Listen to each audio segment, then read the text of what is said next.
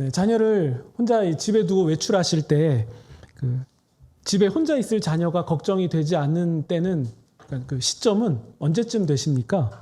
그러니까 자녀가 몇 살쯤 되면 혼자 집에 두고서는 외출하는 게 걱정이 안 되냐는 말씀이에요.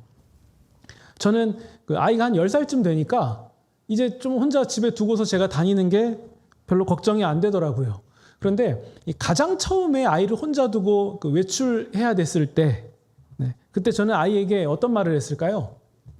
일단 뭐 위험한 거 만지면 안 된다, 뭐 가스레인지 근처에 가면 안 된다, 뭐 혹은 누가 배를 누르더라도 이 노크를 한다거나 이렇게 해도 문 열어주면 안 된다. 그리고 물 마시다가도 물 쏟으면은 그냥 닦으면 되지 그렇게 뭐 놀랄 일도 아니다. 그리고 화장실 들어갈 때는 뛰어 들어가지 마라. 미끄럽다. 넘어진다. 큰일 난다. 그리고 아빠한테 혹시 할 말이 있으면 여기 있는 전화기로 아빠한테 전화하면 되고, 그리고 아빠 전화번호는 외우고 있지? 뭐 이런 얘기들을 제가 계속 반복해서 얘기합니다. 그러니까 잔소리가 점점점 이렇게 많아져요. 그러다가 처음에 이제 가장 처음으로 이제 부모를 떠나서 유치원에 갈 때도 그래요. 거기 가면 이제 선생님 말씀 잘 들어야 된다. 거기는 엄마 아빠처럼 해주는 사람 없다. 뭐 어려운 일 있으면 선생님한테 얘기해야 된다. 친구랑 싸우면 안 된다부터 해서 막 잔소리가 계속 많아집니다. 그러면 듣기 싫겠죠? 네. 그래도 저는 해야만 해요. 듣기 싫다는 거 알지만 합니다. 자녀가 저를 떠나서 이제 혼자서 지내야 되고, 그리고 또 어떤 상황을 만나게 될지를 제가 다 알잖아요. 대충 거기 가면 어떤 일이 펼쳐질지 큰 그림은 다 그려져요. 그러니까 저는 이런저런 잔소리를 이렇게 하게 되는데요. 아마도 예수님도 이런 것과 좀 비슷한 그 상황이지 않았을까라는 생각이 듭니다. 예수님은 제자들과 이 유월절 식사를 이제 마치시고, 이제 그때 막 세족식 사건도 있고 막 그랬잖아요. 유월절 식사를 마치시고서는 이제 곧 십자가를 지셔야 되는 시점이 가까이 다가오니까 이제 예수님은 십자가를 향하여 가셔야 되고 제자들은 남겨지잖아요. 그러니까 이제 예수님이 말씀이 많아지신 것 같아요. 그래서 우리가 보면 요한복음 14, 15, 16장에 걸쳐서 이 예수님의 말씀이 계속 그 맥락에서 길게 이어지는 부분이거든요. 그러니까 왜 예수님이 14, 15, 16장에 걸쳐서 이렇게 많이 말씀하셨냐라고 한다면, 아마도 예수님이 떠나셔야 되니까 이제 남겨질 제자를 생각하는 마음으로 이제 마지막 권면을 하시는 게 아닐까. 그래서 학자들은 이 부분을 고별사 혹은 고별설교라고 부릅니다. 물론 그 잔소리라는 것은 듣기 싫은 의미의 잔소리가 아니라 이 예수님이 그들끼리 있어야 되니까 그게 염려가 되는 마음에서 이제 이런 말씀 또 저런 말씀 이어가시는데, 뭐 결론은 너희들이 잘했으면 좋겠다. 이 말씀을 하고 싶으셨던 거예요. 그러니까 만약에 예수님이 그들에게 관심도 없고 또 뭐 사랑하시지도 않았다면 이렇게 길게 말씀하시지도 않았을 거예요. 그냥 나는 내 할 일 할 거고 너희들은 뭐 다 큰 성인인데 알아서 하겠지. 그냥 뭐 이렇게 말씀하고 마셨을 거예요. 근데 예수님은 그 고별사라고 불리는 긴 설교 가운데서 이런 말씀하세요. 내가 떠나도 걱정이 되지 않는 것은 이제 보혜사 성령께서 오셔서 너희에게 참 평안을 주실 거다. 이런 말씀도 하셨고요. 그리고 너희와 나는 참 포도나무와 가지의 관계다. 그러니까 나의 죽음과 부활에 너희들이 하나가 되었고 나의 부활, 최후 승리도 너희와 결속되어 있고 그래서 우리는 이런 친밀한 관계다. 이런 말씀을 쭉 하신 거예요. 그러니까 이런 친밀한 부분을 또 연결되어 있는 부분을 말씀하신 것은 이제 예수님이 떠나시니까 그래서 그 부분을 강조한 것으로 보입니다. 그리고 예수님은 세상이 나를 미워하니까 나에게 속해 있는 너희도 미움받는 것이 당연하다라는 말씀을 하세요. 네, 그러면서 우리 16장 1절 보시면 이렇게 예수님이 말씀을 쭉 하시는 이유가 무엇인지를 분명하게 한번 언급해 주시는데요. 그게 16장 1절입니다. 이것을 너희에게 이름은 너희로 실족하지 않게 하려는 거야. 그러니까 너희가 실족하지 않게 하려고 내가 이런 말을 너희에게 하는 거야. 근데 제자들이 실족합니까? 안 합니까? 나중에.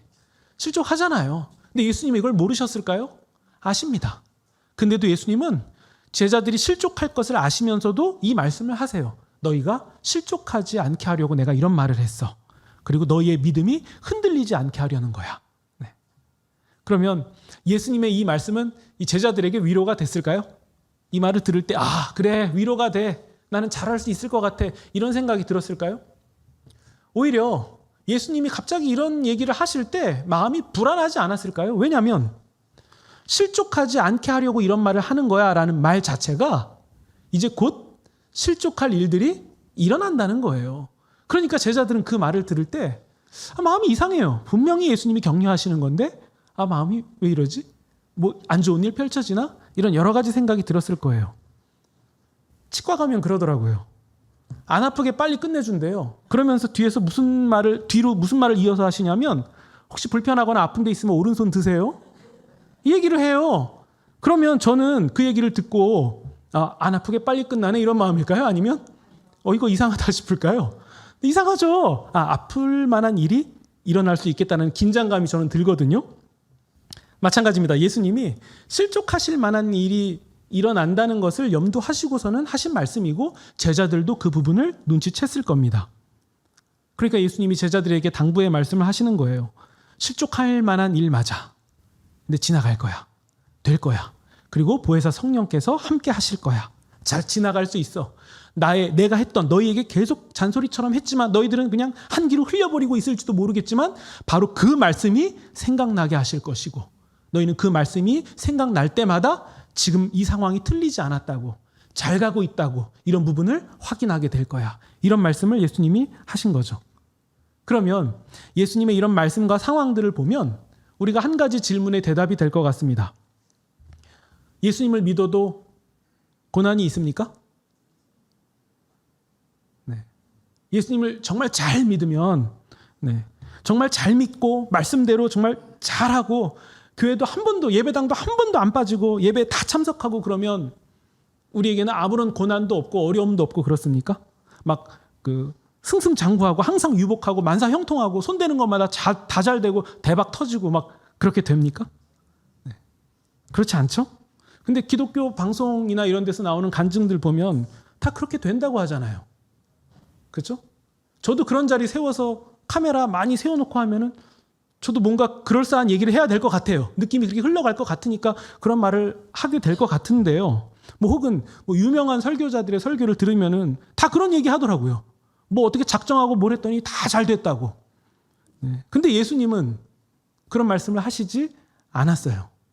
그렇게 말씀 안 하셨습니다. 오히려 실족할 만한 일을 만날 제자들에게 그러니까 실족할 만한 일이 없다는 게 아니에요.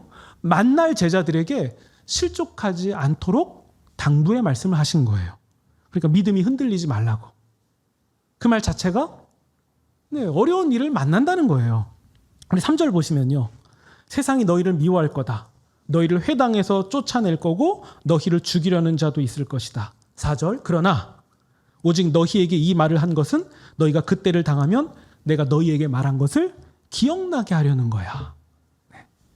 그러니까 여러분 예수님을 아무리 잘 믿어도 정말 잘하려고 노력하고 3년씩이나 예수님을 쫓아다녀도 자기 것을 버리고 쫓아가도 어려운 일을 마주할 수 있다는 거예요.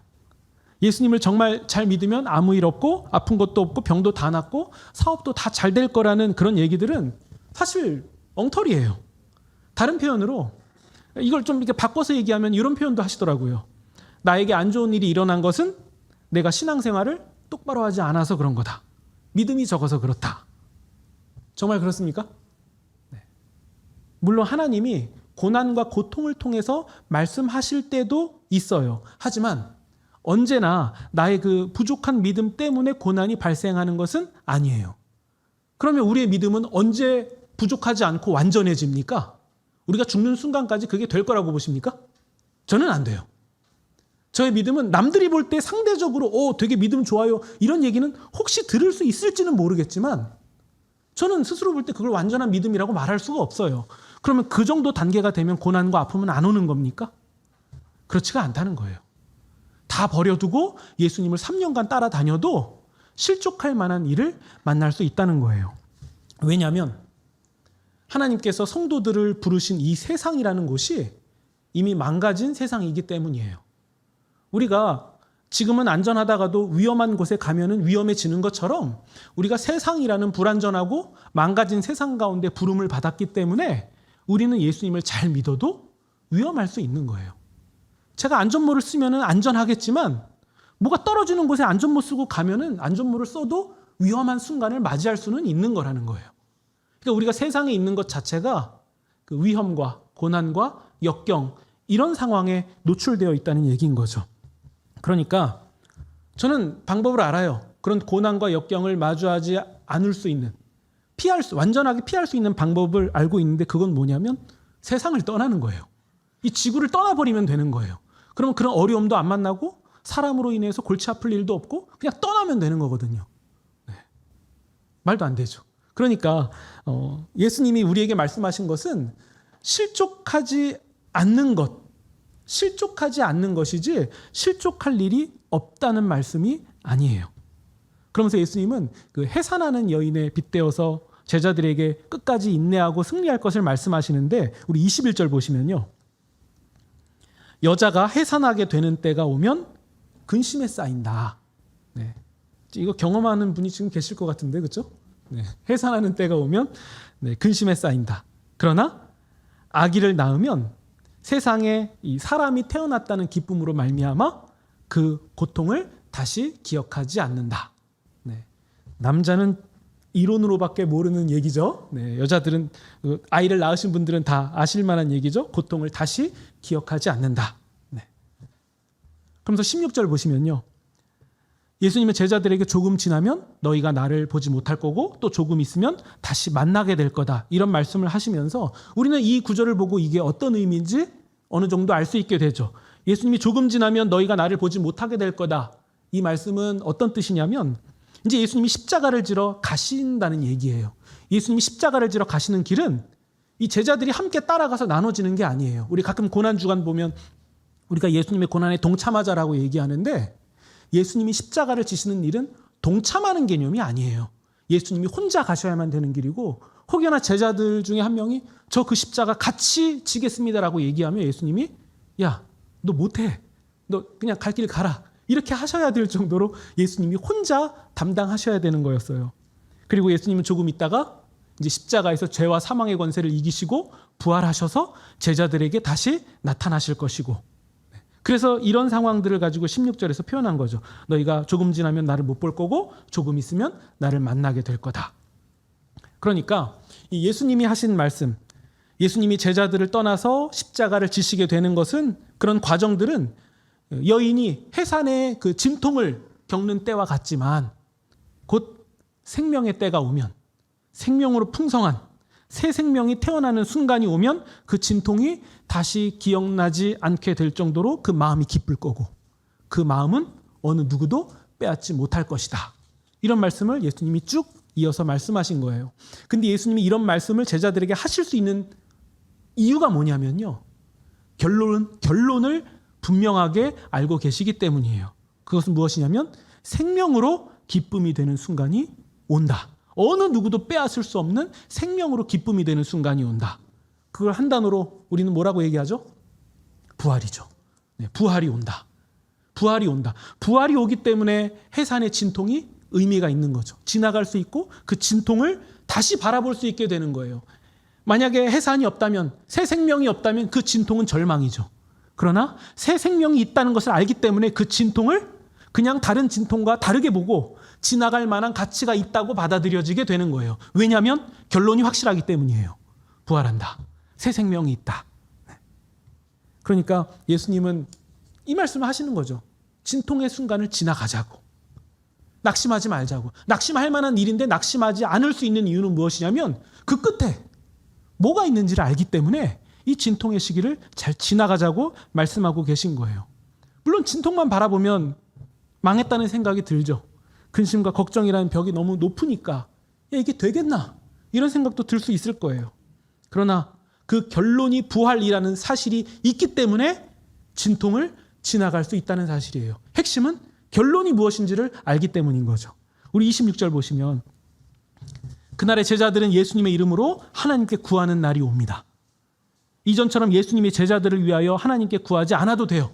제자들이 직접 예수 그리스도 이름으로 하나님께 구하는 날이 옵니다. 27절 보시면 제자들이 예수님을 사랑하고 또 이 부활을 보고 예수님이 하나님께로부터 오신 분이라는 사실을 믿게 되기 때문에 하나님이 제자들을 사랑하시는 그때가 온다. 그러면서 28절. 이 일을 위해서 예수님은 하나님을 떠나서 세상으로 오신 것이고 다시 세상을 떠나서 아버지께로 돌아가실 거다. 이런 말씀을 이렇게 제자들에게 설명해 주십니다. 그런데 이제 엉뚱한 상황이 하나 펼쳐집니다. 29절 보시면 예수님께서 그러니까 우리가 이 문맥에서 보면은 해산하는 여인에 해당하는 얘기인 거죠. 빗대어서 이렇게 말씀하지 않고 이렇게 금방 떠났다가 온다 이렇게 밝히 말씀하시니까 30절. 우리가 지금에서야 주님께서 모든 것을 아시고 또 질문할 필요도 없음을 알았습니다. 이것으로 우리는 주께서 하나님께로부터 오신 것을 믿습니다. 라고 얘기해요. 근데 우리가 이 글자만 그냥 이렇게 쭉 읽다 보면은 제자들이 괜찮은 말을 했구나라는 생각이 드는데요. 이게 그 문맥상 보면은 이 괜찮은 상황이 아니에요. 보시면 예수님은 우리 방금 위에서 본 구절에서는 아직은 너희들이 모른다고 이렇게 말씀하시지 않습니까? 낙심하지 않아야 될 때를 지나가는 것이고 다 완성된 후에야 제자들이 그때야 돼서 알 것이다라고 예수님은 말씀하시는데 제자들은 이제야 저희가 좀 이제 알 것 같고 알고 믿습니다. 이렇게 얘기하는 상황인 거예요. 그러니까 사실 잘 모르고 있는 거죠. 뭘 믿어야 될지도 모르는 상황이에요. 그러니까 31절 예수님이 이렇게 말씀하세요. 이제는 너희가 믿느냐. 근데 이 말씀은요. 이제 너희들이 알았구나. 이제 나를 믿는구나. 이런 말씀이 아니라 제가 이해를 돕기 위해서 뉘앙스를 조금 바꾸면 이런 말이 돼요. 지금 벌써 알았다고? 그러니까 모른다는 얘기죠. 너희들이 알고 있다는 것은 니들 느낌인 거지 실제 몰라. 너희가 나를 하나님께로부터 왔다는 사실을 알고 믿었다고? 이렇게 말씀하시는 거예요. 그런 뉘앙스의 말이 31절에 이제는 너희가 믿느냐 이 얘기예요. 그러니까 지금 상황을 보세요. 예수님이 고별사 말씀하셨어요. 지금 되게 심각한 상황으로 흘러갈 거예요. 근데 제자들은 예수님의 말씀을 듣고서도 아직 뜬구름 잡고 있는 거예요. 몰라요. 이상한 생각하고 있는 거예요. 안다고 믿고 있어요. 근데 뒤에 이어지는 구절을 보세요. 32절. 자 봐라. 지금 안다고 하는 너희들 어떻게 되겠냐. 너희가 다 각각 자기 갈 곳으로 흩어지고 나 혼자 둘 때가 온다. 나 혼자, 예수님 혼자 있는 것을 너희들이 보게 될 거다. 그리고 그때는 이미 왔다. 그러니까 예수님이 하시는 너희들이 이제 믿느냐라는 얘기가 아니라는 얘기 이제 아시겠죠? 그런 의미예요. 근데 이 말씀도요. 제자들은 이제 예수님을 버려두고 도망갈 것이 금방 이루어지는 것도 맞고 근데 그때 제자들이 무엇을 보겠습니까? 이제는 예수님의 모습을 이전에는 보지 못했던 예수님의 모습을 봐야 해요. 예수님이 혼자 서 있고 자신들은 주변에 서 있을 수 없고 수많은 매질로 인해서 피범벅이 되셨고 서 있는 것 자체가 불가능할 정도의 모습이 보이는 상황이 될 거고요. 그러면 이전까지 함께 있었던 예수님의 모습이 아니잖아요. 잡으러 오는 사람들을 말씀으로 제압해서 물러가게도 하시고 놀라운 기적을 일으키셔서 정말 이분이 하나님의 아들인가라는 생각이 들 정도로 그런 놀라운 일을 하셨던 분이 오병이어도 내리셔서 수많은 사람도 먹이셨던 그 예수님이 저런 병정들 따위에 둘러싸여서 매질에 피범벅이 돼서 곧 돌아가실 것 같은 모습이 보인다는 거예요. 그럼 제자들은 어떤 마음일까요? 이게 뭐지? 같은 분 맞아? 아니 유월절 식사 하시기 전에 그때 그분 맞아? 이게 무슨 모습이야 이게? 우리가 이런 분을 따라갔나? 이런 생각이 들 수도 있고요. 또 하나는 야 큰일 났다. 우리가 믿는 예수님이 저렇게 됐으면 우리도 이어서 곧 죽게 되겠다. 야 이거 어떻게 해야 되지? 도망가야 되나? 여기 머물면 안 되는 거 아니야? 정말 여러 가지 생각이 들었을 거예요. 이것을 염두하셔서 예수님이 하시는 말씀이에요. 32절 보세요. 나를 혼자 둘 때가 온다. 아니 이미 왔다. 그러나 끝부분에 내가 혼자 있는 것이 아니라 아버지께서 나와 함께 계시느니라. 그러니까 그 곧 도살장에 끌려가서 잡힐 어린 양처럼 그 모습을 하고 계신 예수님을 볼 때 너희들은 야 이거 망한 거 아니야? 이런 생각이 아니라 저 모습에도 저렇게 서 있을 수도 없는 모습 같은 저런 비참한 모습에도 지금 하나님이 함께 계신 거구나. 지금 내가 눈으로 보는 그대로를 보고 받아들이는 게 아니라 하나님이 같이 계시는구나. 이 모습, 이 관점으로 제자들이 보기를 예수님이 바라셨던 거죠. 그래서 설명하신 거예요. 내가 혼자 있는 것 같지만 혼자 있는 거 아니야. 네. 그러면서 예수님은 그 모습이 영광과 승리를 향하여 가는 과정이기 때문에 제자들에게 결국 낙심하지 않을 것을 말씀하시는 거예요. 그 모습을 봐도 낙심하지 마라. 그러면서 30절 보시면요. 이것을 너희에게 이르는 것은 너희로 내 안에서 평안을 누리게 하려 함이라. 세상에서는 너희가 환난을, 그러니까 고난을 당하나 담대하라. 용기를 내라. 내가 세상을 이기었다. 네. 그러면 여러분, 예수님이 세상을 이기셨다는 이 말씀은 무엇을 뜻하는 겁니까? 병정들을 제압해서 로마 황제의 그 왕좌에 앉으시는 그 세상을 이기는 뜻을 말씀하시는 겁니까? 아니에요. 부활을 말씀하시는 거예요. 모든 인류의 역사, 모든 인간을 붙잡고 있었던, 쥐고 있었던 죄와 사망의 권세가 끝나는 그 부활, 그 세상을 이기는 그 의미를 예수님께서 말씀하시는 거예요. 그러니까 예수님께서 이루실 그 부활이라는 생명의 해산은 진통, 고통을 다시는 생각나지 않게 하는 기쁨이 된다는 말씀을 지금 하고 계신 거예요. 그 진통의 과정을 지나갈 수 있는 것은 예수님이 사망을 사망케 하시는 일을 이루어내신다. 그래서 세상을 이기었다라고 말씀하시는 거예요. 제가 이전에 말씀드리지 않았습니까? 우리가 드라마 주인공을 보면 그 사람이 결국에는 이기고 승리하는 거 다 알고 있는 상황에서 이렇게 드라마 볼 때 그 주인공이 겪는 위기나 어려움은 그냥 시시하고 재밌는 일이 돼버린다고요. 모르고 보면은 야, 나중에 주인공 설마 죽나? 주인공이 바뀌나? 뭐 이런 생각도 할 수 있겠지만 그 주인공이 결국에는 승리하고 이기고 해피엔딩으로 끝난다는 걸 다 알고 보면 그 주인공이 겪는 위기는 재미의 한 일부분이 될 뿐이에요. 그러니까 예수님이 지금 그 결론을 말씀하시는 거죠. 피범벅이 되어 있고 희생제물이 되는 그 예수님을 너희가 보게 되겠지만 담대하라. 그거 승리의 과정이라고, 해산의 과정이라고. 괴로워하고 고통의 소리가 나올 수 있어도 그것은 승리를 향한 소리라는 것을 예수님이 제자들에게 알려주시는 거예요. 그러면 여러분, 우리가 확실히 확인할 수 있는 게 있죠. 우리의 평안은 어디로부터 옵니까? 우리의 평안은 어디로부터 옵니까? 만약에 우리가 평안의 요소, 우리의 혹은 행복의 요소를 세상에서 찾는다면 이게 되게 어리석은 일이에요. 아무리 행복해도 결국에 우리의 인생이 죽음으로 끝난다면 그 허망한 겁니다. 제가 아무리 성공하고 돈이 많고 모든 사람이 제 이름만 들어도 알 만큼 부자가 된다 해도, 성공한 사람이 된다 해도 내일 죽으면 허망한 거예요. 그거 다 쓸 능력도 없어요. 아니, 장수한다 해도 허망한 거예요. 그래서 뭘 남겼습니까? 그래서 그 다음은요, 허망한 거예요. 어떻게 살든 허망한 거예요.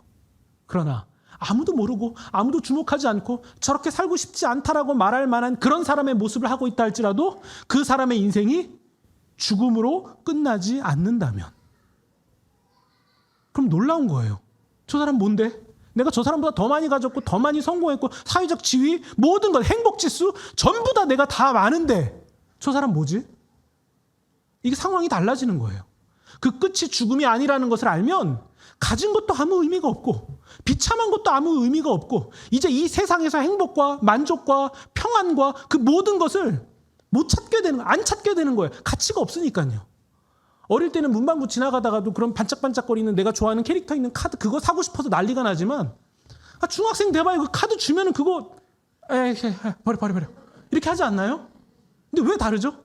제가 당근에 제 아이가 어릴 때 놀았던 그 장난감들 다 모아서 팔거든요.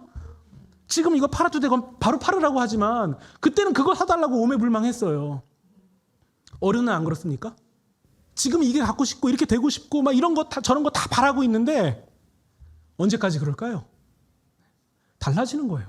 그게 아무것도 아니라는 것을 깨닫게 되는 시점이 와요. 신자는 죽음 너머의 삶도 알기 때문에, 죽음 이후의 영광도 알기 때문에 그 관점에서 이 삶을 보면 이게 아무것도 아닌 게 되는 거예요.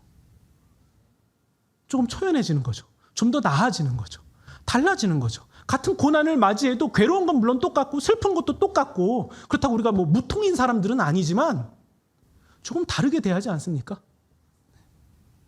우리가 뻐근해서 운동 열심히 하고 뻐근할 때는 기분이 좋잖아요. 근데 그냥 뻐근하면 내가 나이가 들었나 50견인가 괴롭잖아요. 알기 때문에 그런 거죠. 같이 뻐근해도 다른 거죠. 분명히 알기 때문에 같은 고통을 대하는 마음과 시선이 달라지는 거예요. 예수님이 말씀하십니다. 내가 너희에게 이런 얘기를 하는 것은 너희가 평안을 누리게 하려 합니다. 세상에서는 환난도 당할 거야. 실족할 만한 일도 생겨. 이거 못 이겨. 겪을 거야. 그러나 담대해. 담대하게 마주해. 다 받아들여봐. 겪어봐. 지나가봐. 내가 세상을 이겼어. 내가 세상을 이겼어. 내가 포도나무 얘기했던 거 기억나지? 내가 이겼다는 것은 너도 이겼다는 거야. 내가 세족시켰던 거 기억나지? 나의 죽음과 부활이 너희의 일이 되도록 내가 결속시킨 거야. 이 얘기, 이게 성령께서 이 말씀이 생각나게 하셔서 그 고통의 자리에서도 이 고통이 다가 아니라는 것을 배우게 되는 거죠. 그래서 고통을 느끼면서도 우리는 참 평안이 무엇인지를 분명하게 알게 되는 겁니다. 우리가 죽음을 안다는 것, 그리고 죽음 너머에 어떠한 일들이 펼쳐진다는 것, 그리고 죽음을 이기신 예수님과 결속되었다는 것은 우리가 완전히 달라졌다는 얘기가 되는 거예요. 완전히 달라졌다는 거예요. 이것은 그냥 심리적 위안 정도가 아니에요. 그냥 완전히 판이 달라졌어요. 세상을 마주 대하는 눈과 생각이 달라졌기 때문에 이제는 사람에게 나가는 것도 달라지는 거예요. 그러니까 예수님이 우리에게 요청하시지 않습니까? 서로 사랑하라. 우리가 서로 사랑할 수 있는 것은 우리가 넓고 넉넉한 사람이 돼서 서로 사랑하는 것이 아니라 우리가 예수님의 사랑을 보았기 때문에 이게 되는 거예요. 은혜라는 것은 그런 측면입니다.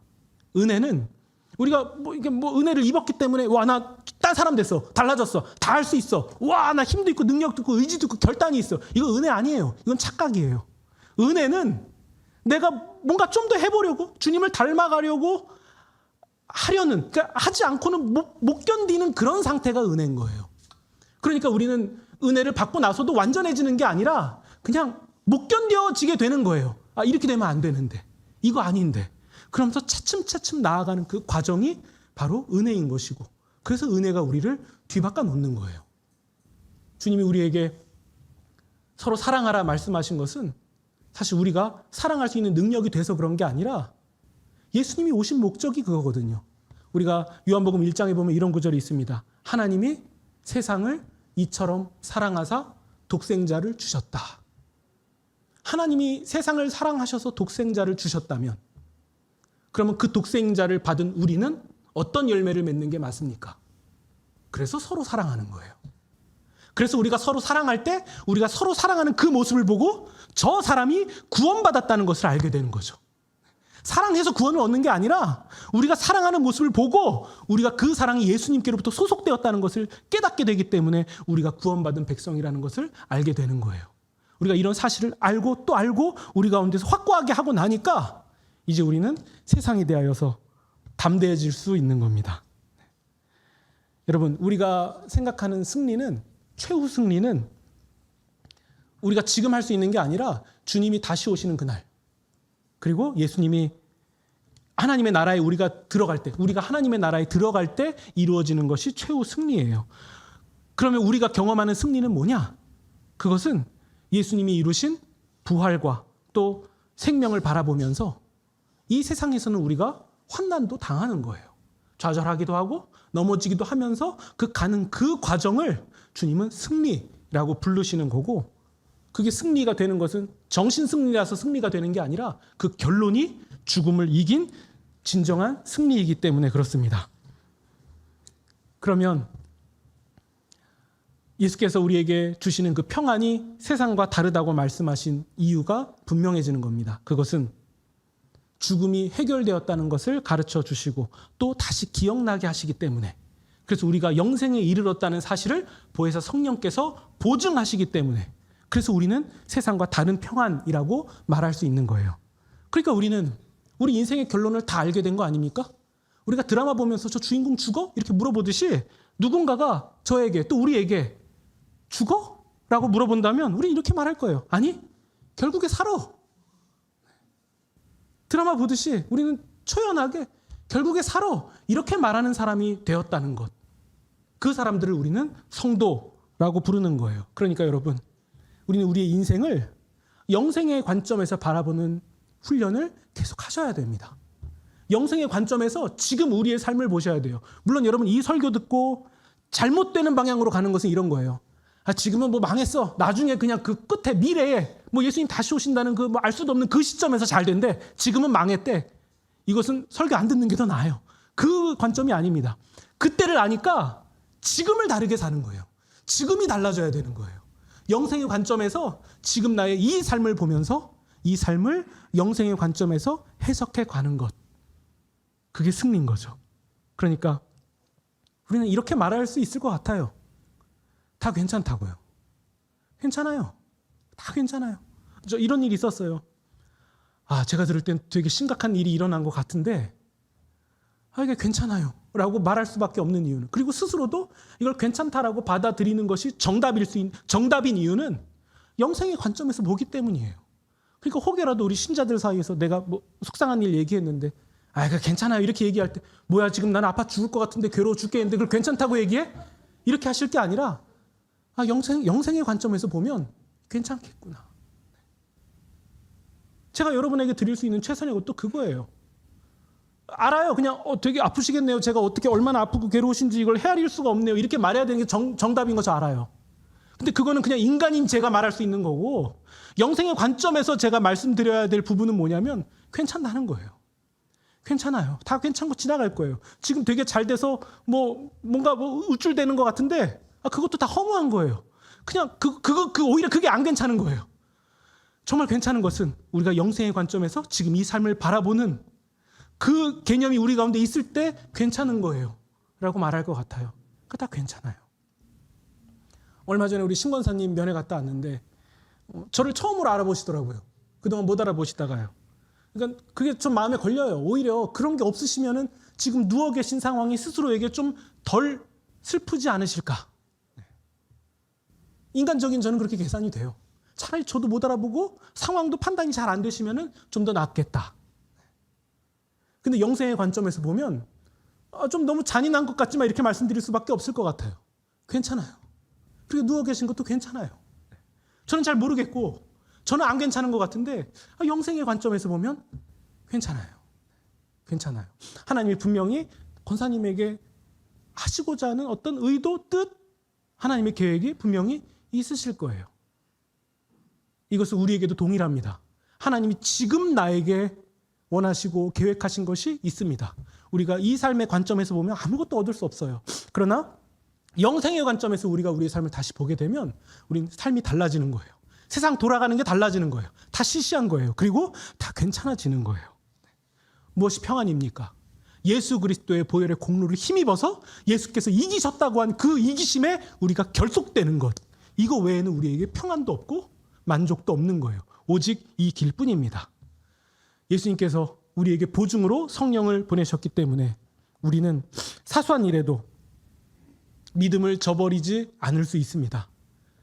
우리가 흔들릴 때에도 믿음을 붙잡을 수 있는 이유는 성령께서 우리와 함께 하시기 때문이죠. 그러니까 우리는 딱 한 가지 생각하시면 됩니다. 열매, 사랑함. 그게 이김의 열매인 거죠. 그래서 오래 참고 또 온유한 사랑을 통해서 우리가 그 일을 가지고 예수님의 승리를 다시 바라보시고 우리의 삶을 확고하게 하시는 그런 저와 여러분이 되시기를 예수님의 이름으로 축원드립니다.